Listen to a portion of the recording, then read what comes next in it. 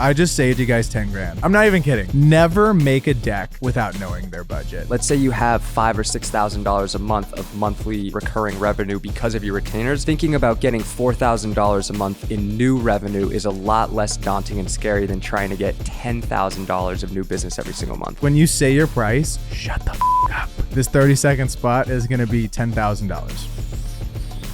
Let's do it. Appreciate it. Shake my hand. Let me show you what I used to do. The price of the video is going to be $10,000. We could do it for 8 though, or 6, 4, out the door, done deal. Sign it, lock it in. Ladies and gentlemen, welcome back to episode 150 of the 505 podcast. Today, we got over 10 years of creative business advice. Every mistake we've ever made, all the advice we wish we had when we were starting out. This is the one-handed crack. Here we go. You ready for this? The rules for this. Your goal is to get this drink off the table with one hand, crack it, and then spray your partner. A lot of spillage. Pretty good though. It was pretty impressive. I just spilled like 80% of the drink onto your shirt. So I hope you don't do the same thing to me. I'm going to give myself a 7-1 for the splash factor. It was too much. Go. Jesus Christ. Every single time you do that. I mean, you spilled half it on the table. You dented it. 3-2. You got double dents. Cheers, baby. 3-2 is a little high. Progressively in this episode, you're going to hear us talking faster and being louder. We're drinking white monsters today, boys and girls. My God, I can feel it coursing through my veins. This is genuinely one of the best drinks. I was wondering why my anxiety has been so high lately, and it's absolutely because I've been just crushing these every day. You got me onto them. God, I've been back. It's so good to be back with you guys. This is crazy. We've done 100. Oh, I thought you were saying it's good to be back on the white monster. Oh, that too. On the that Europe too. game. No, I know. I just, stuff's been a little stressful around 505. Got a lot of stuff we're juggling. We had 3 shoots in 1 week last week. Dude, we had our first, I'm going to tell the Roxas because I'm so excited about this. Drum roll. We had our first over 6-figure month, which is actually unbelievable. We're super excited. That is gross revenue for our company, Blue Stripe, which is very cool. So I run a production company. It's a production agency, I'd say, because we also do creative. So it's like this blend of being an ad agency and being a production company. And the stuff we do is all on social media. I can't say, unfortunately, any of the brands because none of the stuff's out, which is super sick. I wish I could tell you guys about them because they're blue chip brands. They're brands that you guys all know and love. Maybe a footwear brand that you may have heard of them before, which is really cool. And we made a really cool commercial, and I can't wait to talk to you guys all about it when the stuff is out. Probably be out. We're in March. It'll probably be out in April, which is very exciting. Okay. And I can't wait to show you guys the spots because dude, I rented Cook lenses. These are a $25,000 lens set for a set of 5. Oh my God, they just look different, dude. Making movies. Made the FX3 look like a little monster. I had it all big and stuff. It was one for the books. But you guys also had some great BTS. Oh my God, we had a cool BTS crew that had a much bigger camera than ours, which is so funny. Guy rolls up with a Burano. He was the nicest guy though. Honestly, he was super cool. His team was awesome, but it was so funny when he got there. I'm like, that's cool. Now you guys got a $35,000 camera, all kitted out. Like, oh, is there 2 commercials being filmed today? Literally, when they walked in the building, I see this other crew, and I'm like, I wasn't told that there was another crew in our shoot. And then they walk in the room and I'm like, oh, are you guys lost? Like, what are you guys doing on our thing? And they go, oh, we're the BTS team. And I'm like, oh my God. Okay, cool. But they were super cool. They were awesome. And I got to like hold their camera and stuff. And I was like, damn, dude, you're kind of like selling me on this camera. But okay. Sorry to sidetrack everything, Rox. Let's get into this because this is going to be an episode where you should probably get out a pen and paper. Can you believe we've done 150 of these? Man, it's been a long journey, dude. 150 podcast episodes. I feel like we're just getting started. Thank you guys for just rocking with us, being here throughout all of the ups and the downs. It's been super fun for us to connect with you all, and we hope that you guys keep coming to hang out with us every single week. But without further ado, number 1, oh my God, I just saved you guys 10 grand right here. I'm not even kidding. Okay. So feel free to Venmo me $1 if you feel so inclined to. It will be linked in the description. Never make a deck without knowing their budget. Okay. I, in Kostas, both of us, when we first started out, I mean, I probably made 15 or 20 decks before figuring this out the hard way of like talking to someone who's been in the game for a long time. And they go, why do you keep making decks if you don't know how much money they have? And I was like, mind blown. Okay. Well, you get to a point where you're like, oh, pitch decks.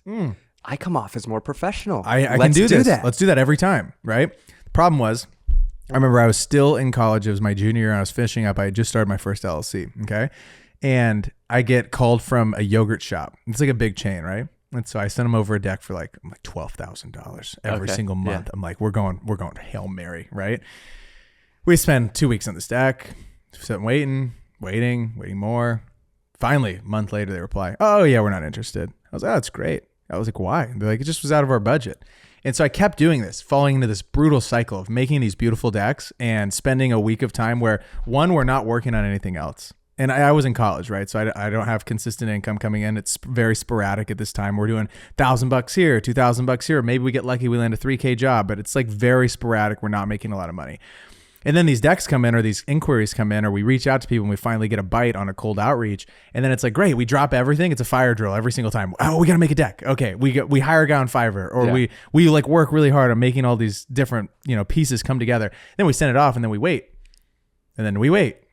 And then no one responds. They ghost us. And I'm sure so many of you feel that way. And you're never going to feel like that way again, because you're going to ask them up front. You're going to say, Michael, how much money do you guys have allocated for this campaign? And they're going to say, oh, what is it going to cost? And you're going to give them a range if they try to play that bullshit game with you. And they're like, oh, what's it going to cost? You're going to say, okay, based on our, on a recent project we did, I think this is going to cost anywhere from 10 to 20. Does that sound right in the pocket? And they're going to say yes or no. Yeah. And if they say no, you go, what makes sense? You got to tell me. I'm not a good mind reader. Great filmmaker, great creative, not a great mind reader. And they're going to be, okay, it's going to, 5 to 7 is more the pocket. You're going to say, great. If you want to do it, great. If not, you're going to say, hey, I don't think that's something that we really want to take on right now, but we're going to find someone to help you guys with this. And bada bing, bada boom. I just saved you guys. There you go. Realistically, 3 months of your life that you guys get to actually go have fun now. First time I did this, I was pursuing gyms in LA when I had to have been like just graduated school. I had one gym on retainer and I was like, I'm going to get another one. So I was getting crafty. I was going on Google Maps and Yelp and searching up gyms in LA. And then I was finding ones that had shitty social media content, calling them up, being like, hey. Just all of them. Yeah, all of them. I was like, hey, your guys' social sucks. Like, I can help you guys out. I ended up booking like one meeting with the guy, ended up going into the gym, touring the place, having a meeting with him. Did not talk once about budget. And I was like, okay, cool. Like, I would really love to work with you guys. He's like, awesome. So then I go home, I make a pitch deck, spend probably a week on it, send it off, hear nothing. That's great. Like, follow up, hear nothing. Ended up calling him and like getting in contact with him. And he's like, oh yeah, I gotta talk to my partner. 4 months must have gone by. I must have followed up like 10 times. And then I just, once I heard back from him, he was like, can't do it. Like, it's a good feeling, isn't it? Yeah. Knowing how you worked really hard on that deck. Dude, and they don't give a shit how hard you worked on that deck. They don't. And also, but you have to go through that to understand like, oh, hey, probably shouldn't do that. Yeah. It's just not a fun game. Yeah. It's not, you got to know their range. I'm in Premiere Pro. Okay. You know what I see? What do you see? I see something that saves me thousands of hours of time. What is it? Okay. Right this second. Okay. You know what used to happen when you guys would have to look for music? You'd have to go open Chrome. You'd have to go search more, find the stuff.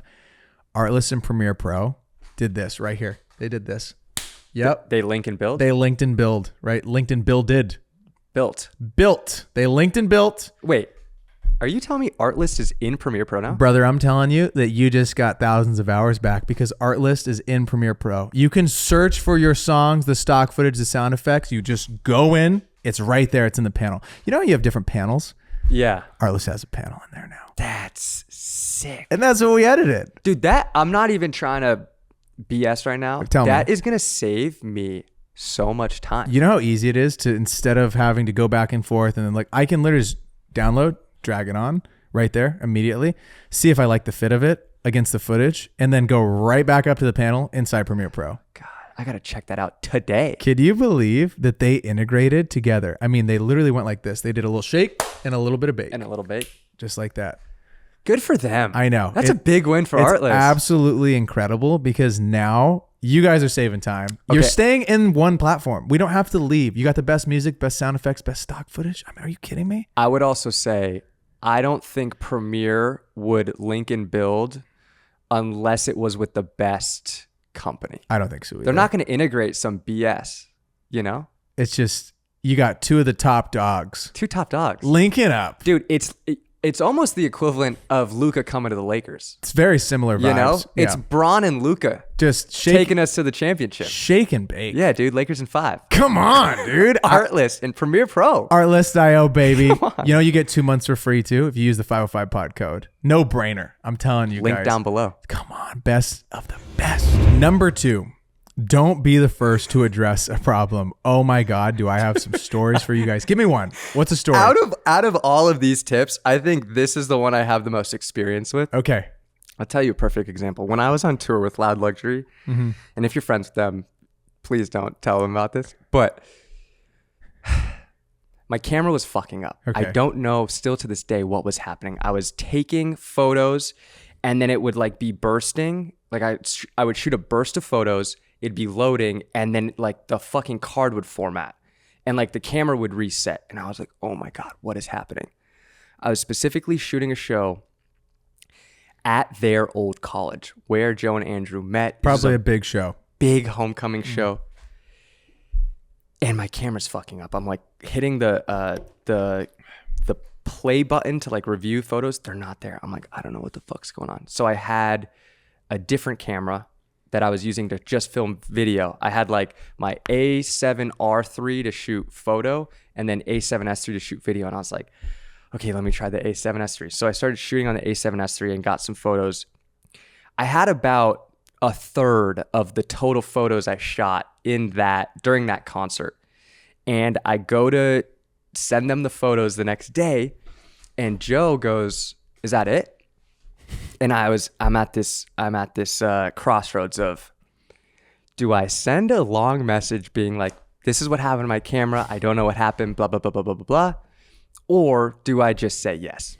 And I ended up typing out a full message trying to explain what happened. And then I was like, nah, fuck it. And I deleted it and I was like, yeah, that's it. And then that's just what it was.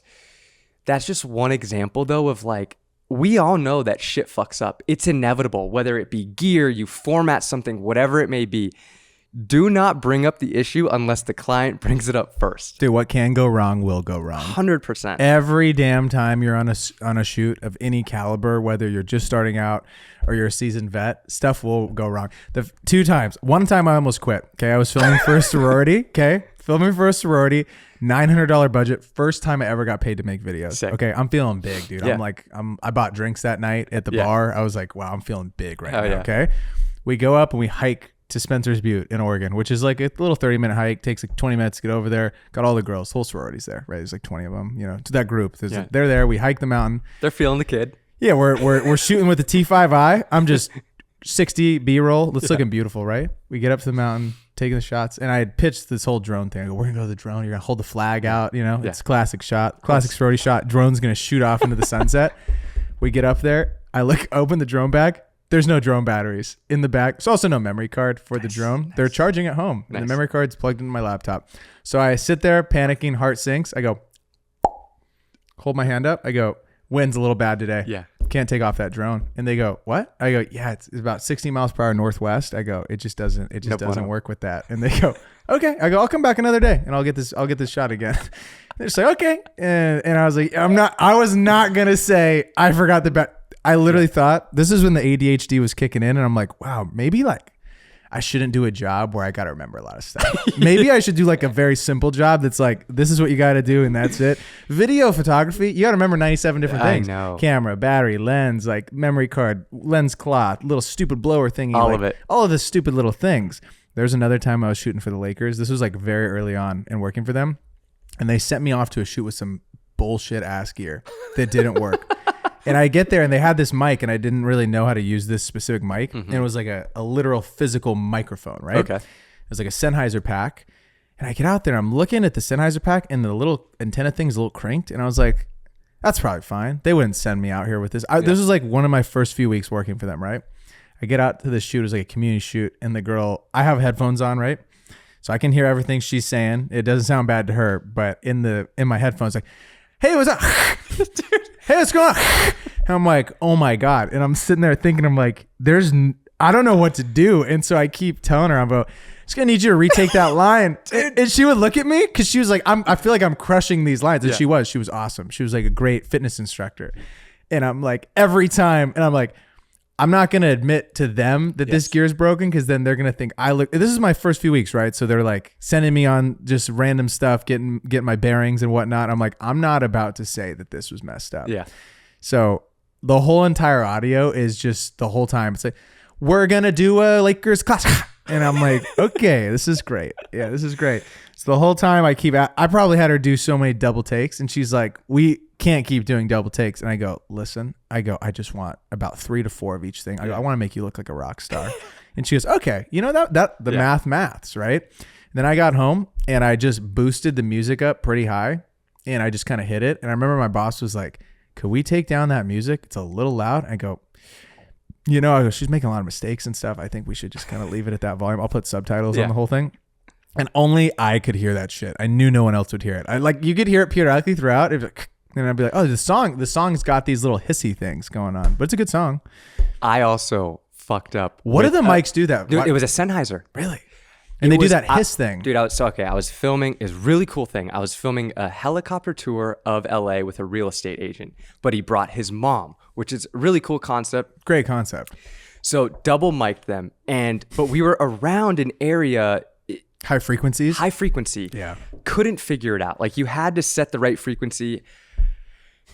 We were on a time crunch because the fucking helicopter had to take off soon, and I'm just listening to it. And he's like introing it. I'm like, oh my god, this is just Ben Ballack, Beverly Hills. Dude, no, it was this guy named John Grauman, who's even bigger deal than fucking Ben Ballack. Okay, this guy's selling $60 million fucking houses. And I'm just like, he sounds kind of good, a little bit of hissing. The mom just sounds fucking terrible. And I go, oh my God. So I just had to like have them record it. I was like, I guess I'll try to figure it out in post.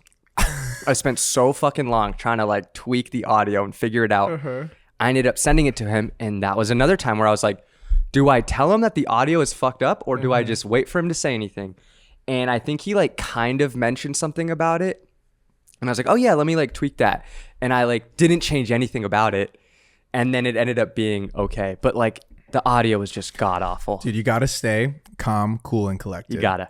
No matter if your lens is messed up or if a gear is malfunctioning, you just roll with the punches and figure it out as you go. Because there's so many times on set, even the setup we were just on, a light wasn't working and the gaffer just came up to me and was like, yo, that light's broken. I don't know what's going on. I go, no problem at all. Let me just chat with the client about something random. Yeah. And then we just started talking and then I bought him 5 minutes of time and then we kept going. And that's just what it takes. Yeah. You just have to be, that is one of these jobs, being in the creative space is one of those jobs where shit will go wrong. It's technical equipment. Yeah. Stuff just messes up for whatever godforsaken reason. And it couldn't even be your fault, but you need to know the ins and outs of your gear. Like, totally. Like the back of your hand, everything that it makes mistakes on, because God, it's just so important. The next one. Okay, are you ready for this? I'm ready. Do not discount your prices if it's the first time working together. You brought up Ben Ballack. I did this when I fucking sent him my proposal. So, dude, it's first time. I go, oh, first time. Okay, we're gonna do $600 a video. Okay, $2,400 a month. But it's our first time working together, so let's, I'll do $2,250 if you want to go with that package. What other industry does this? No. If a plumber came to you, are you getting a discount? No. If HVAC person came to you, you're not getting window wash. You're not getting a discount, dude. You want to know the worst thing too? Early on when I started working with Ben, I edited like a conference that he had somebody else shoot or whatever. And in the conference, one of the pieces of advice he said was, hire someone young because they'll be half the price as like someone seasoned. And I was fucking better than the other dude he was using for the YouTube stuff. And the dude was charging him twice as much as I was. And I'm like, you gotta be fucking kidding me, dude. As you're editing the conference. Yeah. And I was like, dude, not only was I fucking cheaper than the other dude, I ended up giving him a discount. So no wonder he fucking didn't push back on my price at all. He just shook your hand. He said, congratulations. Welcome to the team. That's great. Let's sell some houses. That happens a lot, I think, with people that are just starting out, is they don't feel confident in their number. Totally. And so then when you go and reach out to someone and they're like, yeah, it's a little pricey. Instead of saying, it is pricey, I'm super good at what I do. Yeah. And when I learned that verbiage of leaning into being expensive, it just saved me so much headache. Because then no matter who would come, when I was younger and I was working with barbershops who might not have as much disposable income as some of these bigger brands, right? But yeah, that's a little pricey. And I'm like, listen, you can go hire someone else. I'm not going to be offended. I get it. If price is an issue for you guys, like totally understand. If you're broke, just tell me. If you guys don't have that Use money, that specific line. say if you're broke, let me know, man. And I won't discount it. Yeah. Actually, the price is going up as we're speaking. Price went up double. Dude, yesterday's price isn't today's price. Totally. If they come back at you, you say it's went up 20%, man, because your indecisiveness. We're putting you on game. It's so funny. No, but actually what I would seriously do is I would lean in. If you are one of the more expensive people in your area and you're great at what you do, you lean into being expensive. People are like, yo, you're a little bit pricey. One of our friends, I'm not going to name who, they have a great line about this. Okay. So someone hit them up for, a piece of content, or someone hit them up, someone hit them up to work for them. Okay. And they're like, hey, it's going to be this number. Let's just pretend 10 grand for the sake of the story. It's going to be 10 grand. And they're like, yeah, that's just so expensive. Like, we could get someone to do it for 5. And he's like, yeah, that's great. So you go hire them to do it for 5. And then when you come back to me and we'll do it for 10, you'll just spend 15 instead of 10. And that's just so funny because it genuinely is true. Yeah. A lot of the times too, when you're starting out, especially with these like baby dog, little rock clients, okay, they're going to hit you up and say, dude, my cousin does videography and photography. So, I mean, I could just hire them for $100. And you say, dude, there's a reason we're on the phone right now. Yeah. You should have just hired them in the first place and probably give you some mid stuff. I'll give you guys one funnier joke about a podcast ad read that I had. Someone offered us a podcast ad read. I'm not going to say the price. Okay. And they were like, yeah, you guys are like 4 times more expensive than whatever read we normally do. And I was like, dude, your reads are trash. I was like, I've seen them. I was like, they feel like ads. They're horrible. And he was like, what? And I was like, yeah, no wonder they don't convert. No wonder you're paying what you're paying for them. I was like, we don't do bad ad reads. Our ads don't feel like an advertisement. They feel like you're just hanging out on the show and like we just bring up your product. And he was like, oh, okay. And we closed them at the rate that I wanted. And you just have to stick to your gun on a price and know a workaround for handling that objection. Because if you are a premium person in whatever niche you do serve, you will get objections via price. But if you're serving, you don't have to close as many people if you're at a higher rate. You can close less people and deal with more no's and still close great business. You know what I'm saying? And if you're discounting a client, it gets a really sticky situation as trying to get them up to your actual rate once you've discounted. 100%. You know what I'm saying? Absolutely. It's like, oh, well, it was this price last time. Why is it now this price? Absolutely. Like, well, I gave you a discount. Like, really? Totally. Anyways, the next one. Keep raising your rates until you get a lot of no's. Okay. Price elasticity refers to if you're raising your rates, how sensitive your customers are to the change in that rates. Are they saying absolutely not? Are they just continuing to buy? Okay. What I would recommend doing every time you get a new job, bump it up a little bit, a little tiny bit. Just bump it up. Okay. Until you get a bunch of no's in a row. If you keep getting yeses, keep going up. The price can keep going higher. Until you get a string of no's in a row, then you can say, okay, maybe for this particular niche, I am maybe overpriced for my area or for whatever it is. I might lower it down until you're consistently getting yeses, then you can bump it up a little bit because we want you guys to keep making more money. And that's how businesses work, dude. This is funny. The jerky company that I love in Idaho, love these guys, right? Great company. Okay. The jerky's getting smaller, getting a little bit smaller. Same price. It's actually more expensive now. We're like $3, $4 higher than what we were a year ago. And I get it because his costs are going up. Inflation. And that's just the price of rice, dude. That's just the price of rice. So price of jerky. It's just the price of jerky. Yeah. Okay. So if you guys are filmmakers, photographers, graphic designers, whatever, that's just the price of it, dude. Your Adobe subscription's going up. Your laptop's getting more expensive. I pay a shit ton of money for my really nice MacBook Pro, 16-inch, fully spec'd out. It's not cheap. Okay, you got to pay. You're paying for that stuff. Yeah, you're paying for me to be able to turn that stuff around quick. That FX3 on the shelf. Yeah, that's not a cheap camera. Definitely not. Definitely not. Not all specced out like that. No, you're paying for that stuff, dude. That thing's stock. Come on, no, that's not stock. I also think that you can when you're first starting out, hearing a no because of your price can be scary, and then you can start negotiating against yourself. Ooh, it's not good. Which is not good. But if you're getting a no, that doesn't mean that the client is completely off the table and they won't work with you. It just means you might need to negotiate a little bit, change the deliverables, maybe not offer as much for whatever price they have to work with. But yeah, if they say no or you're getting a no, it doesn't mean the client is off the table. But yeah, I feel like you can get in the habit of undervaluing yourself or undercharging because you're scared of getting that no. A lot of creatives too, they hate they hate with a flying passion getting told no because they feel like that money was theirs. Yes. Okay. I used to feel like this when I was starting out. Yes. If I got an inquiry and it was like $2,000 or whatever, and we got on the phone and I'm trying to go back and forth with them or something, and then I lose the deal, I would get so down on myself that like, damn, I was already planning out my tripod that I was going to buy, my new Ronin. You had the checkout page on the laptop already set up. It was ready while dude. You're on the phone. I'm like thinking, wow, it's just sent over that money. I'm about to hit buy now. I'm gonna buy this stuff. Yeah. No, you gotta just take every deal at face value and say, okay, is this something that it work for me? Is it something that I actually want to do? What is the next one in regards to contracts? Contracts give you a clear timeline for raising rates. Okay, you have a great line on this. Do I? What's the line? You just said this the other day and I really liked it. You were talking about how a lot of people get stuck in a game of doing the same. A lot of people get stuck in the game of, you know, you've been working for them for a year and you're at $1,000. And I think you've been able to help a lot of people with this. What's so great about a contract is oftentimes you might be working with a client for a certain amount of time and you want to raise your rates, but you're like, I don't know how to go about raising my rates with said client. A contract gives you a clear set deadline of like, okay, we've been working together for 6 months or for a year. It's been great, but we need to renew the contract and my prices are going to go up 10 to 15% in the new year just because, like you said, it's the price of rice. It's the price of doing business.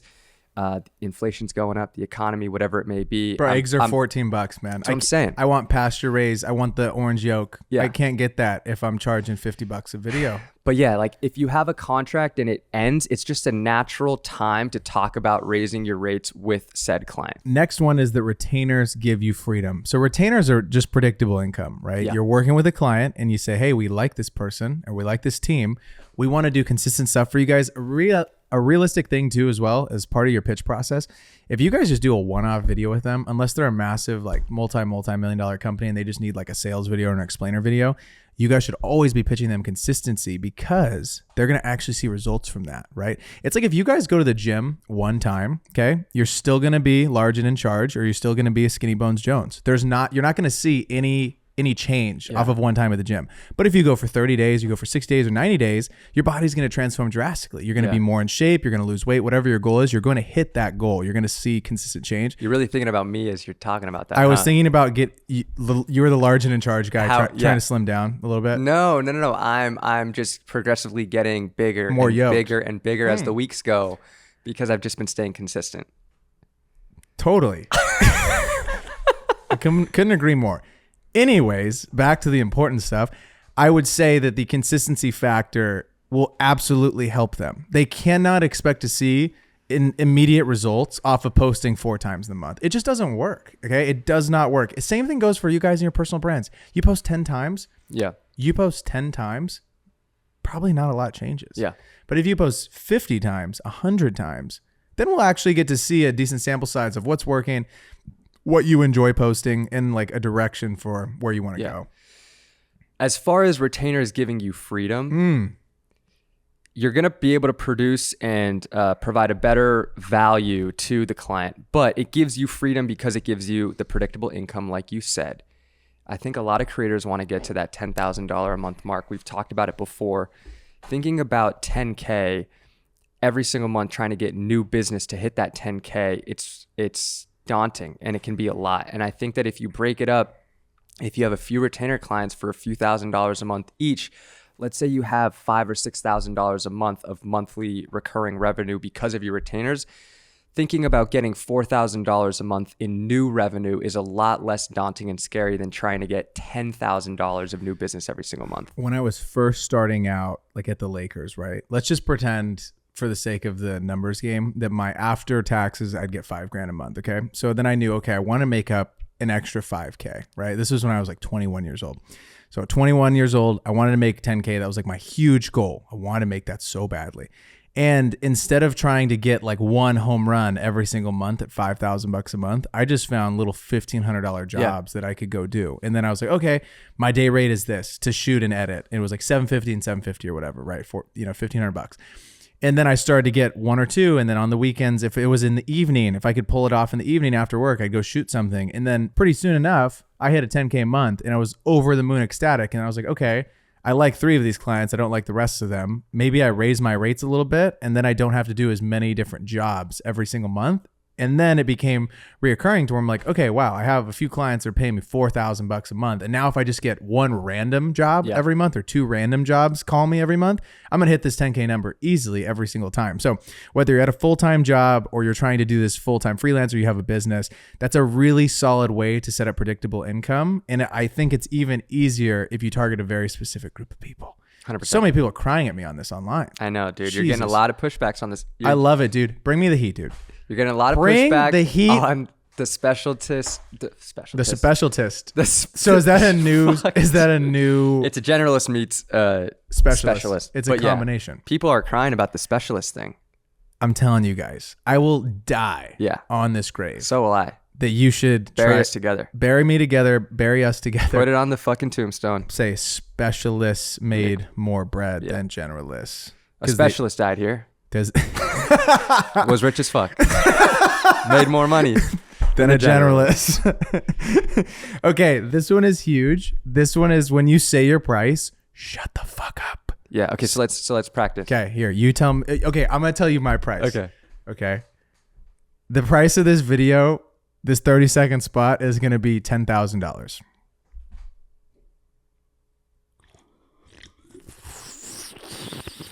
Let's do it. Fantastic. Appreciate it. Shake my hand. Let me show you what I used to do. Okay. The price of the video is going to be $10,000. We could do it for 8 though. Or 6. Yeah. 4 out the door, done deal. Sign it, lock it in.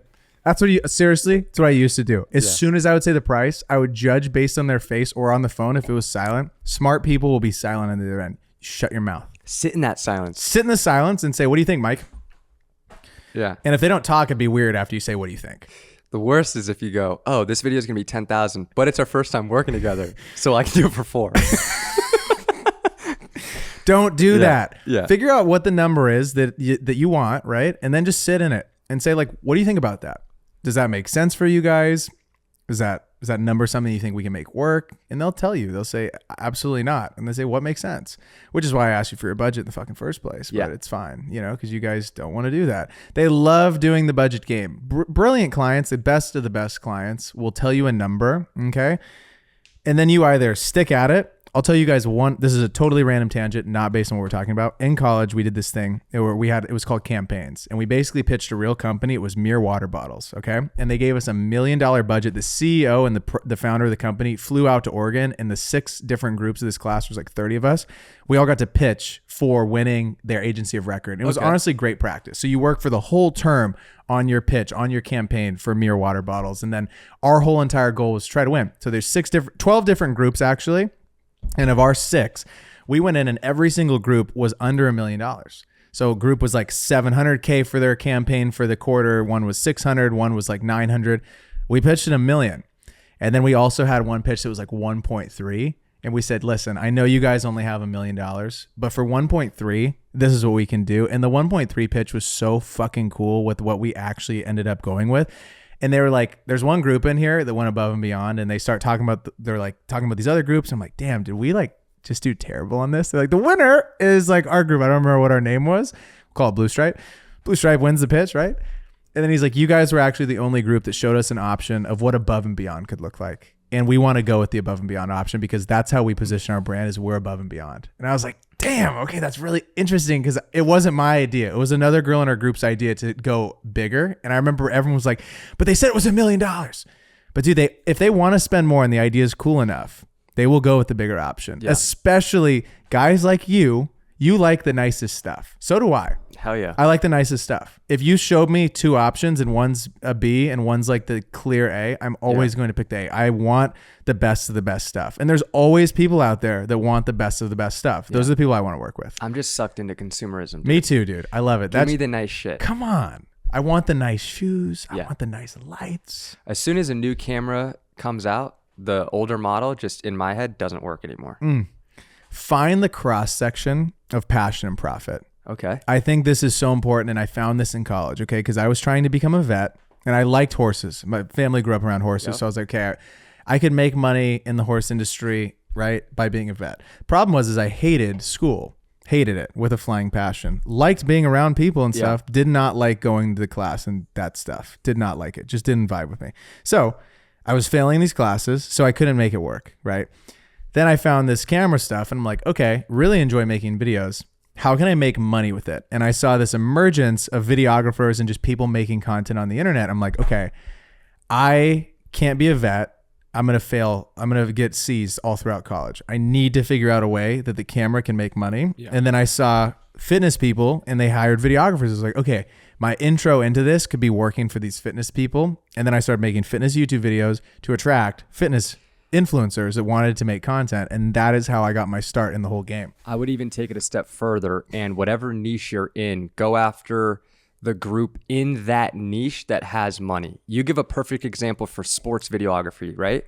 Why target the public schools when you can go after the private schools where you know the parents have a lot of money to spend and you can charge them more? 100%. If you're shooting real estate or hotels, go after a luxury real estate agent or go after a luxury hotel as opposed to some dude who's just got his license and is trying to sell a $400,000 condo. He doesn't have enough money to spend on a video compared to a guy, you know, selling luxury real estate.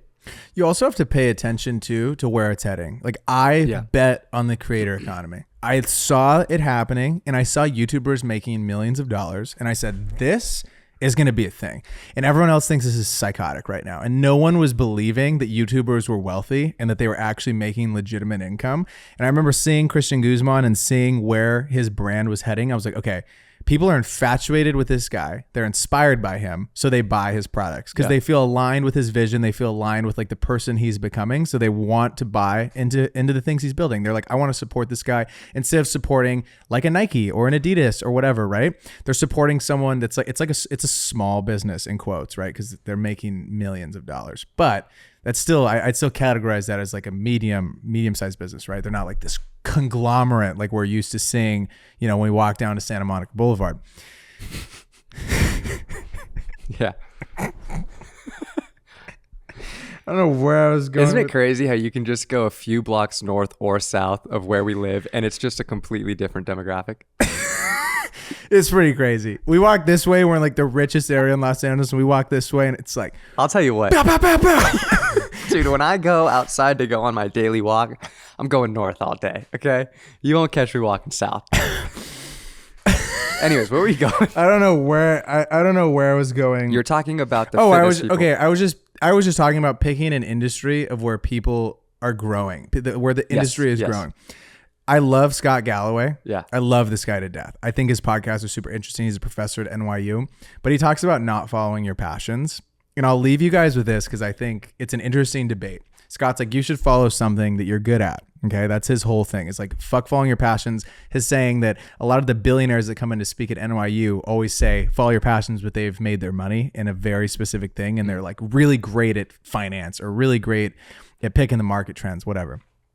I kind of disagree because I think that people that are very passionate about the thing they're talking about, I think you can figure out a way to make money in anything. I look at like the guy who made crumble cookies, right? Yeah. Who's to say that cookies could be $1 billion company? Yeah. It's just like, it's such a random small business niche. Oh, you got a cookie shop. Crumble Cookies is one of the biggest cookie branches in America, probably in the world, right? I think they're selling for a few $1 billion. And so I think that the guy who founded it, Sawyer, was probably very passionate about his small business and really enjoyed the process of making cookies and was like, I want to make this thing as big as it can possibly be. Yeah. And I think about that with anything. I think about this with this podcast. When we told people that this podcast was going to be a thing, everyone said, podcasts are saturated. You'll never make it. I think we're they were right. They were so right. No, we're at day one, it feels like. Yeah. I think we have a really core group that listens to us talk, and I can only wait to see 2, 3, 4, 5 years from now of what the group looks like and what the community looks like, because we're super passionate about it. And we're super passionate about helping creators.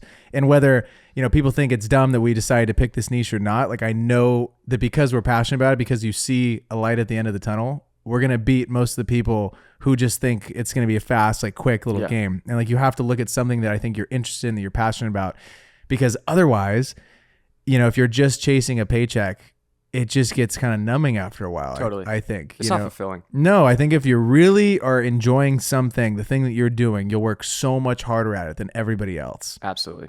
Okay, the next tip is your personal brand is more valuable than any single project. Man, do I relate to this. Some of the coolest opportunities that I've gotten have come through me having a personal brand on social media, whether it be us being able to go to Sony Kando and network with other creators, me getting to go on an all expenses paid trip to Tokyo with Fujifilm. There's so many cool opportunities that come from having a strong personal brand, and it has the power to be the only marketing tool you ever need. Yes, it's important to have really good work, but a strong personal brand will get you in the doors that you couldn't necessarily get in if you don't have one. I completely agree. And you don't have to have a personal brand. I just think that you're leaving bread on the table. Like, people will find you organically from you posting your stuff on LinkedIn, on Instagram, on TikTok. Like, they will find you. And the opportunities that we've gotten from this show have been second to none. Like, I wouldn't have had half the opportunities that I've gotten had it not been for the social proof of knowing, like, hey, we know what we're doing on social clearly, because it's very hard to start a podcast. Or think about how many creators we've been able to connect with just here in LA because of the show. 100%. It's awesome. Yeah, it's really cool. I would 10 out of 10 recommend doing that. Next up is learn how to delegate to scale your business. So let's talk about this.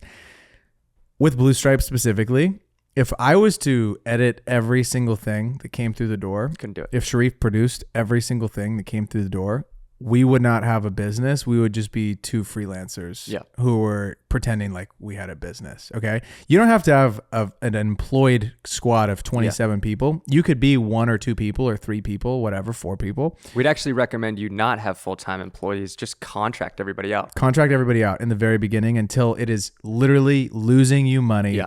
You're spending $7,000 a month on them contract, and it makes so much more sense to have them full time, right? Find people that you trust their vision, and just let them cook. Let them cook. Let them do their thing. I think about the stuff that we're doing right now. I'm going to give a quick shout out to someone who's been editing a lot of stuff for us. His name's Jack, the Kid Chefs. He's an absolute monster. He gets in the lab. He loves to edit. I don't love to edit unless it's my own personal stuff. Yeah. I really do enjoy sitting down and like editing a vlog or editing a little video. Like, it's super fun and fulfilling. Don't like editing for clients a lot. I just don't. And not only do you not enjoy it, but he chefs. He's so good at it. And not to say that you couldn't, but your time is so much better allocated on other things in the business that's going to get you more business, make you more money. And you don't have to worry about, like, how much time am I going to have to spend on editing this video? You know it's getting handled, and you can put your time and energy into the actual needle moving things that are going to make you more money and grow your business. Absolutely. Next is save your money and only buy gear that moves the needle. But every time when I was a little rock, I don't know why we have this on here. I feel like it should say buy all the gear you want because that will make you more money. Is that a typo? It was a typo, I think. Yeah. We'll have to talk to the producer. Yeah. Better and more expensive gear equals more money and success as a creator. One thing that's super interesting that I will say is when you start working on bigger sets where you need more lights and more grip gear and all that stuff, bro, combo stands cost, I think they're like $1,300 to $1,500 for a really nice combo stand. You can rent combo stands for like $20. They're super cheap. C-stands, $5. C-stands cost like $255 to buy a C-stand. When you're starting out and you have a small video business or a small photo business or whatever, all the stuff costs so much money to buy, right? You can keep renting it until obviously you're like, we're getting booked 6 times, 10 times a month. It's costing us more to rent this stuff than it is to just buy it. Just buy the stuff and then be done with it. But in the very beginning, dude, you can rent. I'm not going to buy that $25,000 cook set yet because it just wouldn't make its money back for quite some time. I could rent it. It was $250. The client ends up renting that. I have allocated money that I have for lens rentals or for gear rentals and whatnot. And I can still get a great quality image out of the FX3 that I have with a really solid set of prime or really solid set of glass. Not only can you save money by renting, but when we were first starting out, call it 10 years ago, anytime something new would come out, call it a camera, or I even think of the iPhone. I still love buying the iPhone. Me too. But year after year, 10 years ago, the increase in how good the product was getting year after year was substantial. Enough to be like, I need the new thing, right? Yeah. Now, it's such like small increments of the gear getting better, especially the cameras. The A7S III came out, what, 5-6 years ago? That camera is still incredible. What do you think they're going to do? Sorry to like sidebar I don't know. But where I'm going with this is, if you're looking at getting new gear, you don't need like the Mark III or IV of it. Like, get the Mark I, because it's going to be way cheaper and it's good enough. Yeah, cameras go down so much in price when the new one comes out. Totally. Like I let my C70 go for such a cheap price relative to like what I paid for it. And it still was such a great camera. It was like, I'm like, this is going to last someone the next like 5 to 7 years. Easy. I'm just thinking about like, okay, you just got the FX3. Right? I have no reason to buy another camera besides there's like one thing I want more with that camera. That camera came out, what, 3 or 4 years ago? It's still standing the test of time. Even when they dropped the Mark II, you're probably going to be like, oh, I really want that, but you don't need it. And so you're better off saving your bread. There's a whole lot you can do with still probably an A6500 and a 24-70. Bro, I made tens of thousands of dollars with an A6500. And you know what's crazy? My first ever shoot in college, I was a senior, and the guy that had just graduated in my fraternity was starting to make videos or run the paid advertising for Stick Mobility. I don't know if you've seen this. They're in Monarch. Have you seen these? They're those sticks that you guys... The orange ones? Yeah. Okay. I made the first ever paid ad for Stick Mobility ever. He was doing their paid ads, and he called me. He goes, I think video is going to be huge in paid advertising. This is in 2018 or 19, and it's just Facebook ads are just starting to really be humming for some of these brands. He flew me out to San Francisco. I got paid like $3,000 for these videos and had to make so many versions of it. But it was so cool because it was the first time I ever got paid to travel to like make a video. And I was like, this is crazy. And I used the A6500 and the stuff turned out awesome. And I used the A6500 in a drone, and it no gimbal, no stabilizer, handheld tripod or strap around the neck. And that's how I made the video. And we made really cool stuff. I feel like the stuff you need is a camera, a 24-70. Just buy that lens, right? A tripod, a set of lights, and a gimbal. Like, I just got an RS4 because my RS2 literally broke. I was going to keep riding the RS2 out. You know what I'm saying? Like, if you're in need for a gimbal, spend the $400 on an RS2 and don't get the RS4. Like, yes, the RS4 is better, but like if you don't have the money, like, save your bread, because it's better spent on making a spec ad or some other way that you can spend your money that's actually going to end up making you more money. Hire an editor to help out on your project to make it 27 times better. Okay. Next up is establish clear boundaries with your clients. Okay. And friends and family members and in your relationship. Boundaries are great. There it is. Okay. With clients though, I will help you out on this. If let's say you guys did a project and you don't establish clear boundaries, they're probably going to hit you up at all hours of the day, wondering where their thing's at. This is a quick tip of advice. Give them what's called a work back schedule. So like, let's say Costas is, a footwear brand. And I'm like, okay, cool. We're going to shoot on the 18th. This is your producer's job, by the way. This isn't a filmmaker's job or something like that. Your producer is going to send them a schedule and say, cool, we're going to shoot on the 18th. On the 20th, you're going to get V1. We need feedback by end of day on the 20th. If you don't get it to us by then, the project will be delayed. It's not our fault. All that stuff should be clearly outlined. So then when they're bitching to you about why, it's late or, why haven't we received the finals yet? Like, we have to go live by this day. It's like, listen, we tried our hardest. We got it to you every single day on time, but you guys actually didn't, refer to the work back schedule. And you guys are the reason why this pushed back. And it's so much clear outlined communication. In advertising specifically, sometimes you're relying on really tight deadlines. So have clear expectations for this stuff and know if there's who are the stakeholders in mind, because a lot of the times you might be working with an agency and the agency has to give you feedback, right? Internally. That doesn't even count as the final rounds. So you might go through like 3 or 4 rounds with the agency and then the 2 or 3 rounds start with the actual company. So they're just trying to cover their ass and make sure that they're coming through on their promise to the brand. And then you both are sending it basically to the brand. The brand's going through feedback now with them. And then we're getting it, and then you're sending off these 3 final rounds. So super important to have a work back schedule and know when your deadlines are going to be so you can hit them. And also include the amount of revisions in the contract. I love not doing that my first time ever. This is why contracts are also so important. Like, set the boundaries early on with the client and also have everything in writing in the contract. So if they give you any pushback, you can just tell them to look back at the contract. Do not underestimate pre-production. don't do it. Don't do it, because this is how you'll make better stuff. Yeah. We just shot that cool commercial, and we went down and did our scout day, and we filmed like it on the iPhone and got basically the animatic ready to rock and roll. It looked solid enough for us to kind of get the frames and kind of get an idea of like where everything was going to be. And that just makes it so much easier on shoot day, because then we can show the gaffer and show, hey, like this is where the framing, we're thinking like, what do you think for the light? Should you think the key should come from this way or should it come from this way? And that way everyone is on the same page. You've been there, you know exactly where stuff's going to go. And it just makes everything run so much smoother. Yeah. The days of just showing up and trying to shoot something cool, like I'll tell you right now, over. You're a little rock if Yeah. you just show up with your camera. Yeah. No matter what it is. I don't care if you're not bringing lights and stuff. If you're shooting basketball, volleyball, football, you should have an idea of where you're going to be the most successful. It doesn't need to be a printed out sheet. Yeah. It could literally be in your notes on your phone. Even with a talking head, like you're talking about like where to set up gear, but even if you're, interviewing someone, have talking points and how you want the video to be structured. Because if you just set up an interview or a talking head and you're like, okay, let's just go without having any pre-production discussing beforehand, it's just going to be so much of a nightmare and take you way longer on the day of the shoot. Next up, a great website goes a long way. Sure does. Okay, you guys need to invest a weekend right now, literally tomorrow, if you don't have a website built. And I'm telling you right now, if that website looks expensive, you will be able to charge a more premium rate. If they go to your website and it looks like it was built off a shit template, you will get shit prices. Yeah. Like you need it to look solid. Even, dude, I look at some of the biggest production companies in LA.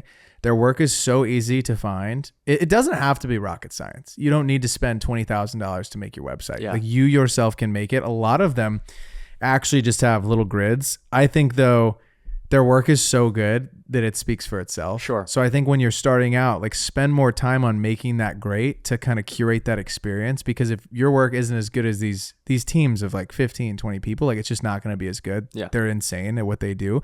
That's why their websites are more simple and it's just like the work. Go above and beyond. Tell a little bit about yourself. Like why do you guys exist? What makes you guys special? You just need a place where people can see all of your work in one place. Not on your Instagram, okay? You need a good professional headshot about yourself, or you need a good professional headshot of you. Like you said, you need a good about section.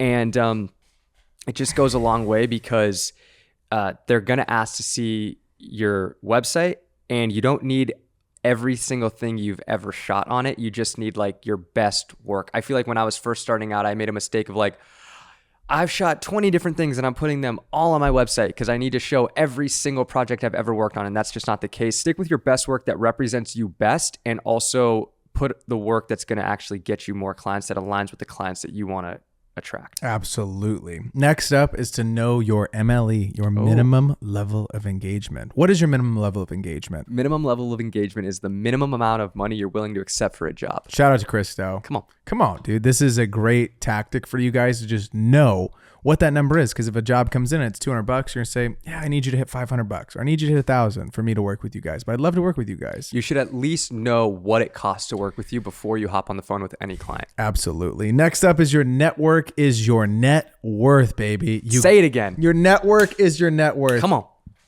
It's the most important thing, is to know who it is that you can call on, who it is that'll actually be in your corner for the different types of jobs that you guys are doing. Like you need to be going out, you need to be meeting people. Yeah. Because your network is everything. The amount of jobs that I've gotten just through not even word of mouth, like referrals, but just based off homies I know that say, hey, are you free on this date? And can you come shoot this? And You know like, who we "Fuck hire? yeah."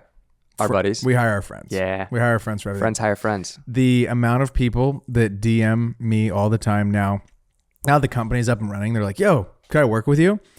I'm not saying I'm not going to never hire someone that's just a cold DM. Yeah. But for the most part, I only go with people I trust.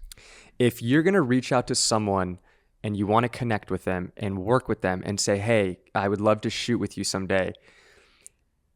If your work is spectacular, if you're really good at what you do, you have a chance of working with them. Completely. If we get a DM from someone who's like, yo, I would love to like shadow you or assist shoot you. You know what that does? Nothing for me. Nothing. It does nothing for me. But if I see your work and I'm like, oh, this guy's dialed. Yes. I'm definitely going to keep you in mind. Maybe we could do some BTS or something. Yeah. Dude, the other thing is too, like, and I'm sure some of you have had this before that have hired people. Remember one time I hired someone to help out on something, and then they were like gaming on the client, trying to say like, yeah, I mean, what, you know, we could do some stuff together. And I was like, this is actually insane right now. I will never hire you again. I've told everyone never to hire you. Yeah. And it's just like, have some respect. Totally. Have some decency to just shut up and do your job. Yeah. If you're brought onto someone's set, like, just do your job. They were trying to snake your client. Yeah, it's actually, and I heard it, and I was like, "Oh my god!" And I was like, "Go home. Yeah, this is crazy." That's you know, nuts. so do your job, be there, and help the person out who's hiring you, and know that like they don't have to bring you on that day. You know, it's like just do your job. I don't know how hard that is to understand, but like, oh my god, don't talk to the client. Yeah, do the thing that you were paid to do to come to Mountain Dew. Like, I think about everyone that we just hired for the shoot that we just had. Everyone was really good at what they do. Mm-hmm. And when you have a bunch of A players who love what they do and are really good at what they do, it makes everyone's lives so much easier. Cause I'm not sitting there thinking about, you know, oh, you know, what's going on with the crafty? Where's that? It's just that stuff's taken care of when you have great people. I think a reason why our podcast has been such a great networking tool for us is because we're providing value to the person. We're providing them with a platform. We're going to ask them about, you know, their journey, and they get a platform to talk about everything that they have going on. The worst thing you can do with networking is just randomly DMing them or texting them, whatever it may be, messaging them and saying, hey, can we grab coffee for an hour? I'd love to pick your brain. Nobody successful has fucking time for that.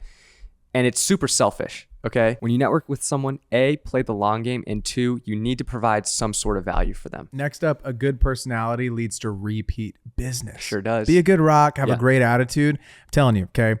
At full-time jobs and when people are hiring you, you're going to run into these people. They're sad little rain clouds. Yeah. And they just Debbie little downers that bring everything down, everybody down around them. Don't be that person. Show up with a smile on your face. The worst thing you could do is when you wake up for a set and they're long hours. You're working 10-hour days, sometimes 14-hour days. The worst thing you could do is show up and be like, oh my God, I'm so tired. This sucks. Why are we here? Go home. Go home. Everyone's tired, bro. Everyone is tired. Everyone is dealing with the same shit. Yeah. The best thing you can do is have a positive attitude. And like, I love people like PAs that we've hired that have done an awesome job. When the set ends, they're not just out of there. Sure. They're helping people put stuff back. I don't have to help the photo team put their shit away. I don't have to do that, but I want to do that because that helps everyone out get out of there. And it's like, go the extra mile of just helping people with whatever you can do with whatever role you're doing. Help the sound person bring out their stuff. If they need help, like securing where their headsets are at, like just do little things that help make everybody's lives easier. And you're always going to get called back. There's so much out of your control. But the one thing that is absolutely in your control is having a good attitude. 1,000%. Do you know how many times people have hired me back because they were like, I think Kostas might be like mid photographer, the sickest dude I've ever met. Mid photographer, great personality. Yeah. No, I'm not even bullshitting you, dude. I'm pretty sure that's the reason I got hired to tour with Loud Luxury. They great were like, personality. He's aight, but he was sick. But he's a cool guy, huh? I want to tour with this guy. Shit. Yeah. Okay. I'll let you say this one. Okay. Yeah. Next one. Make sure your gear works and double check your bag. You should be saying that one, Mr. ADHD. I love forgetting stuff. Yeah. It's like my favorite thing ever. Yeah, dude. Also, like, oh, I thought of a fun one for you guys. Okay. On the topic of just keeping everything in check. Yeah.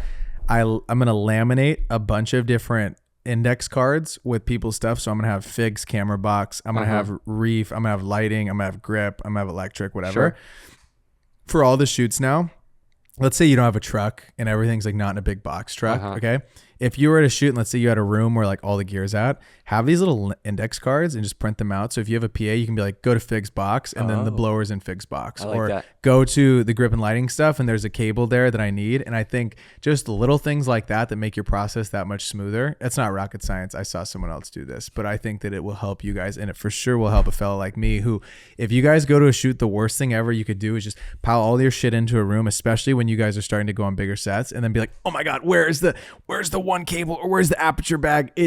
You're never going to find it because there's so much stuff, dude. Like literally my Tesla looked like a grip truck, and we had 3 different cars because we didn't have a grip truck. 3 different cars were little grip trucks. Yeah. And I think I had 8 combo stands sitting in the Tesla. The Tesla was at an angle like this driving down there. It's so funny because the back wheel just looks like it's slammed because of the weight of all the sandbags. Dude, it'd be so funny if you were like, yeah, we brought in this new kid. We're going to haze him a little bit. And it's like, Braden, I can't find my index card. It's like, yeah, it's in the fucking closet over there. Like, go figure it out. It'd be hilarious. But also, yeah, definitely check your bag. The amount of times that I've like shown up to a set and either forgotten a cord. Silly shit. Dude, it's always like the top of the tripod. I'm like, I remember the tripod, but I forgot the plate for the tripod. The Ronin head. The Ronin head. Make sure your batteries are properly charged. Memory cards. The whole thing. Like, double check your thing. I remember I used to have a checklist on my phone because I would always get so much anxiety leaving for tour, like on the weekends, being like, do I have everything? Just keeping a simple checklist on your phone and double checking that you have all your gear. AA batteries. Rechargeable. In a quarter. Yes. Yes. Bring a quarter everywhere you go. Yeah. Also know how your gear works, huh? That's a good one. Just simple. Inside and out. Yeah. Know what's going to mess up. That's a big one. Okay. Another one for the rocks. You guys are sitting around waiting for jobs to come. Yeah. They're not coming. Wake up. Do some outreach, dude. Yeah. Wake up. Figure it out. Make a pitch. Holy shit. I heard this the other day. This is insane. Okay. The big brand accounts. Yeah. If you DM at Nike is not going to respond to you. Isn't Phil Knight running that account? Phil Knight is actually the social media manager of at Nike. Yeah. Okay. Oh my God. You DMing the largest brand accounts in the world probably will not work. Maybe it will. Sometimes 1 out of 300. Yeah. Congratulations. Their social media manager was bored that day. Yeah. They don't care about your pitch, dude. You gotta stop doing that. It's actually blowing my mind. Some of your outreach strategies are crazy. Yeah. Okay. You gotta find decision makers. You gotta find people that actually move the needle. A production assistant that just got the job 6 months ago probably isn't the right person to reach out to. Yeah. I also think you got to do more than you think. When I was first doing outreach, I reached out to 10 businesses and none of them got back to me. Do you know what the percentage is of cold outreach that actually hits? What? 1 to 2%? Yeah. And I'm going to just double check with you guys just for fun because I've said this before. I believe it's 1 to 2%. And while Fig looks that up, I'll just say you got to do more outreach than you think and also pitch yourself consistently every single week, every single month. Set some time aside to reach out to a couple of different clients, if not a bunch of different clients. Yeah, 1 to 2% is pretty standard. So let's just do some math here. I talked to someone the other day that said they come home from work and they reach out to 5 people. I was like, great. So no one responds, right? You reach out to 35 people a week and they're like, no one's responding. Yeah. And they're probably super generic. You got to reach out to like at least 100 because out of 100, you're going to get an answer from 1 to 2. Yeah, you'll get a couple. I mean, you might, if you're great, get 10. Well, if you've taken the DCA, you'll understand how to pitch and you'll probably get a lot higher responses back. Absolutely. Next up is you're going to hire people who are better than you. Absolutely. You're going to hire big guns who are actually going to elevate the projects that you're making, right? There's no point in you trying to do the lighting when you're not great at the lighting. Yeah. Sacrifice some money, make better pieces, leverage the pieces to then make more money. I just also think anytime you can get around somebody that's better than you at what you're trying to do is just a win because you're going to learn something every single time. Brother, you know what I do at lunch when I have an amazing person? I sit next to them and I pepper them with questions about stuff they enjoy. And they're probably like, can you get the fuck away from me? I'm trying to eat my lunch. They like talking about the things that fires them up. Dude, they're lying I to you. love listening to the lighting people, to the gaffers talk. Yeah. The shoots don't happen without the grips, the gaffers. It just doesn't happen. Do you find yourself going into like podcast mode where you're like, oh, I'm going to ask this dude some fucking heavy hitting questions? He's like, dude, I'm trying to eat Chick-fil-A. Yeah. I'm like, okay, but what are your goals in the next 5 to 10 years? Where would you put the light in this situation? I'm telling you guys, like, get on bigger sets because people do. That's why podcasts work, dude. People enjoy talking about themselves. Yeah, dude, we should link and build. I love linking and building. Yeah. We got one more tip for you. Give it to me. You don't need permission to start creating. Okay, what does that mean? When I was first starting out, I had the headspace of, I can't shoot something unless I get hired for it.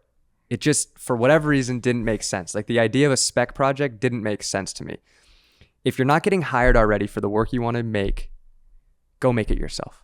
Make a spec project. Make a spec project. There it is. Ladies and gentlemen, this has been episode 150 of the 505 podcast. I couldn't think of a more... a better episode to encapsulate 150.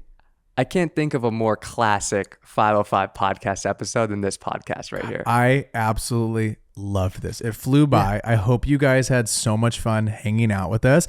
If you're still here, please check out all the resources that we have linked for you down in the description. Sign up for the newsletter. Sign up for our newsletter. Okay. We also have a couple of free products and PDFs down below. Right down there. Learn how to price yourself. Learn some great questions to ask. It's free 99.